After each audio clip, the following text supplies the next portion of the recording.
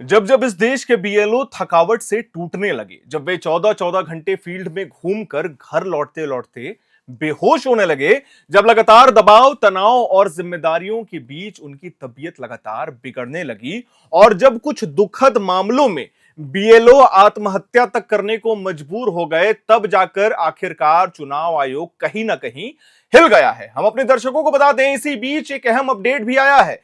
देश के 12 राज्यों और केंद्र शासित प्रदेशों में चल रहे स्पेशल इंटेंसिव रिवीजन यानी एसआईआर की समय सीमा एक हफ्ते तक बढ़ा दी गई है। यानी अब बीएलओ का फील्ड वर्क 11 दिसंबर 2025 तक खिंच चुका है। मतलब काम वही, बोझ और बढ़ गया। और इसी भारी दबाव के बीच आयोग ने आखिरकार पैसा बढ़ाने का सबसे बड़ा फैसला लिया है। यह सबसे बड़ा अपडेट है।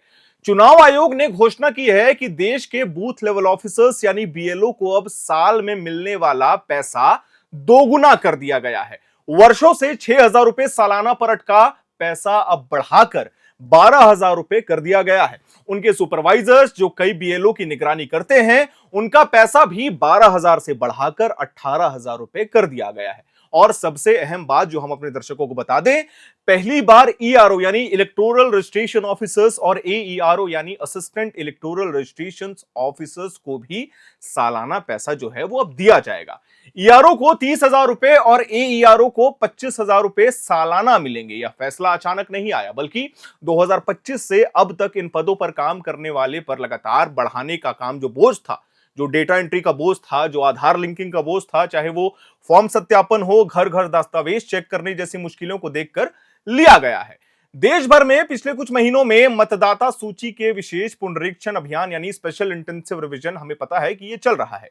चाहे वो बिहार हो, झारखंड हो, उत्तर प्रदेश हो, तमिलनाडु हो, पश्चिम बंगाल जैसे राज्यों में लाखों बीएलओ इस अभियान में लगातार जुटे हुए हैं। इस पूरी प्रक्रिया में बीएलओ को वोटरों से मिलना, दस्तावेज की जांच करना, वोटर आईडी में सुधार करना, नए नाम जोड़ना, गलत नाम हटाना, बूथों पर भौतिक निरीक्षण करना, ये सब काम लगातार करने पड़ रहे थे। इस दौरान उनकी मेहनत कई गुना बढ़ जाती थी। रात में अलग उन्हें सारा इनपुट देना पड़ता था, लेकिन पैसा सालों तक उसी स्तर पर अटका रहा। इसी बीच चुनाव आयोग ने 12 राज्यों और केंद्र शासित प्रदेशों अंडमान निकोबार, छत्तीसगढ़, गोवा, गुजरात, केरल, लक्षद्वीप, मध्य प्रदेश, पुडुचेरी, राजस्थान, तमिलनाडु, उत्तर प्रदेश और पश्चिम बंगाल में विशेष पुनरीक्षण के समय सीमा जो है वो एक हफ्ते तक बढ़ा दी है। जो 4 दिसंबर को होने वाला था वो 11 दिसंबर तक होगा।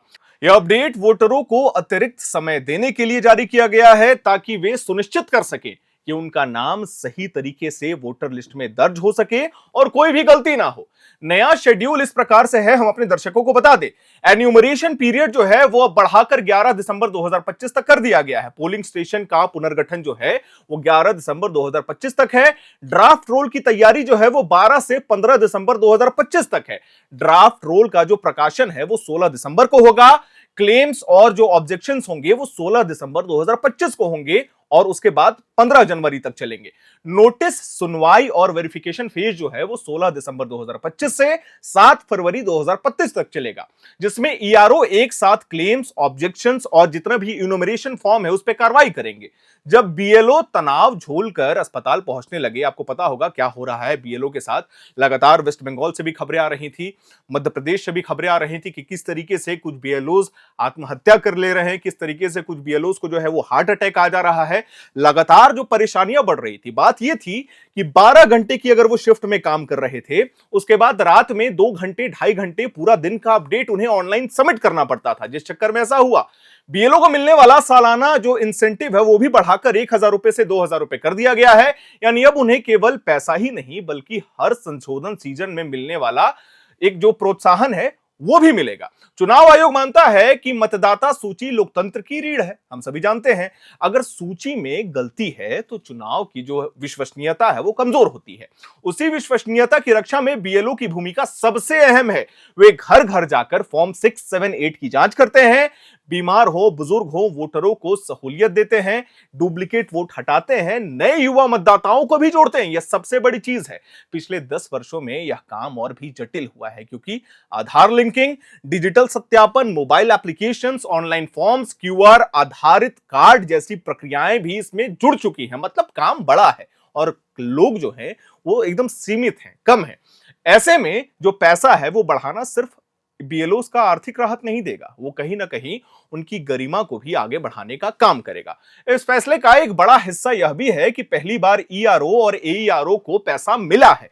पहले इन पदों पर जिम्मेदारी तो बहुत होती थी, बहुत ज्यादा बर्डन होता था। मतदाता सूची की जो संपूर्ण देखरेख थी, रिपोर्ट्स की समीक्षा होती थी, आपत्तियों पर जो सुनवाई होती थी, दस्तावेजों का जो सत्यापन होता था, वो इन्हीं के कंधे पर रहता था।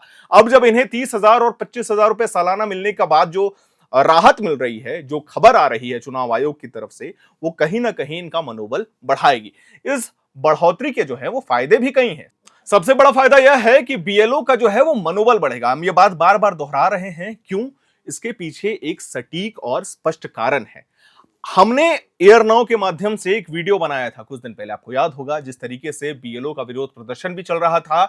कई बीएलओज रिजाइन कर रहे थे, कई बीएलओज आत्महत्या कर ले रहे थे, कई ट्रेन के आगे कूद जा रहे थे, बहुत सारे ऐसे मामले आ रहे थे। ममता बनर्जी ने 6 प्रश्न भी पूछे थे। ज्ञानेश कुमार जो हैं, चीफ इलेक्शन कमिश्नर ऑफिसर्स जो हैं, ज्ञानेश कुमार से कई सवाल भी वेस्ट बंगाल सरकार की, जो राज्य सरकार है, वेस्ट बंगाल राज्य सरकार, उसने सवाल भी किए थे, जिसमें यह कहा गया था कि आत्महत्याएं जो बढ़ रही हैं वेस्ट बंगाल में बीएलओ का, वो इसीलिए बढ़ रही हैं क्योंकि आप लगातार प्रेशर बना रहे हैं, जिसके चलते वेस्ट बंगाल में आत्महत्या हो रही है। उसी का जवाब ज्ञानेश कुमार ने दिया भी, और बड़े स्पष्ट तरीके से दिया था। ज्ञानेश कुमार का जवाब था कि ये मामले, जो आत्महत्या के जो मामले आ रहे हैं, वो वेस्ट बंगाल से ही ज्यादा क्यों आ रहे हैं, क्यों लोग डर रहे हैं, जबकि ये सिर्फ वोटर लिस्ट वेरिफिकेशन का एक शॉर्ट एंड सिंपल मामला है जो election commission of India conduct करवा रही है। लेकिन आपको ये बात हम बताना उचित इसीलिए समझते हैं, या जरूरी इसीलिए भी समझते हैं, क्योंकि बीएलओ का जो पद था, हम ये बात चर्चा भी कर रहे थे लगातार कि जितने कम बीएलओज हैं हमारे पास, उस हिसाब से काम बहुत बड़ा है। अगर आप 1 महीने का ड्यूरेशन पीरियड दे रहे हैं किसी भी राज्य में, तो वो बहुत हेक्टिक हो जाता है। सुबह निकलना, रात को घर आना, उसके बाद दिन भर में आपने कितने घरों का विजिट किया है, कितने नाम जोड़े हैं, कितने नाम काटे हैं, सबका एक ऑनलाइन समरी आपको सबमिट करना पड़ता है, जो आपके बीएलओ, जो उस रीजन है, उसके हेड होते हैं। इसी को मद्देनजर रखते हुए जिस हिसाब से इलेक्शन कमीशन ऑफ इंडिया ने बीएलओ की जो सैलरी बढ़ाई है, इंसेंटिव देने की भी बात कही है, ईआरओ और एईआरओ को भी सैलरी अब अच्छी खासी मिलने वाली है, जो पहले नहीं मिलती थी। खैर, लगातार मामले चल रहे हैं, एसआईआर को लेकर के विवाद लगातार चल रहा है। पश्चिम बंगाल में आप देख ही सकते हैं, केरल में भी लोग विरोध प्रदर्शन लगातार कर रहे हैं। झारखंड में भी हवाओं में कहीं ना कहीं इस बात को लेकर के चर्चा है कि झारखंड में जो महागठबंधन की सरकार है, हम सभी जानते हैं, लगातार 1 दिन, 2 दिन, 3 दिन बीच करके कोई ना कोई बड़ा नेता या अधिकारी माफ करिएगा, कोई ना कोई बड़ा नेता ये बयान दे ही देता है कि हम झारखंड में एसआईआर नहीं होने देंगे। खैर, बीएलओ के लिए जो ये कदम उठाया गया है, आप इसके बारे में क्या सोचते हैं, हमें कमेंट बॉक्स में जरूर बताइएगा।